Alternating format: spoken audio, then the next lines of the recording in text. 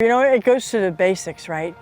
Do you know your airmen? You know, as a frontline supervisor, whether you're bringing them in for the first time or someone that's been underneath your stead for 2 years, do you really know your airmen?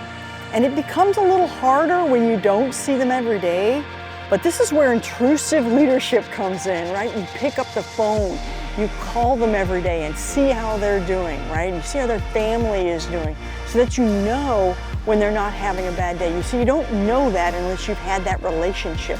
It's constant relationship building. That's the foundation. So we've seen, you know, get-togethers, fun get-togethers that are 6 feet apart, and fun setups where, you know, people are standing in the back of their cars, yelling at each other, saying hello, and bringing their families.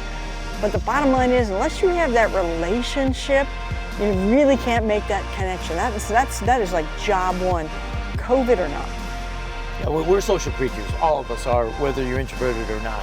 And I think we're really trying to find new and interesting ways to go through a COVID-19 scenario, being testing our ability to be together and think of new and interesting ways to do that.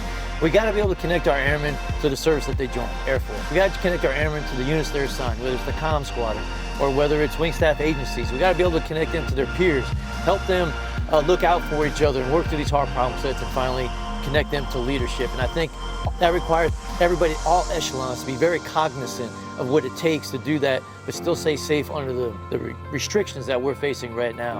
And everywhere I've seen on Scott Air Force Base, I've seen people go out of their ways to make sure that they're onboarding people properly into the organization and maintaining that level of connectivity throughout the duration of the tour. It is fantastic. Yeah, I tell you, that resilience for life, what a great idea. The idea is coming from our airmen that are saying, hey, these are our challenges, these are some of the things we can do to get after it.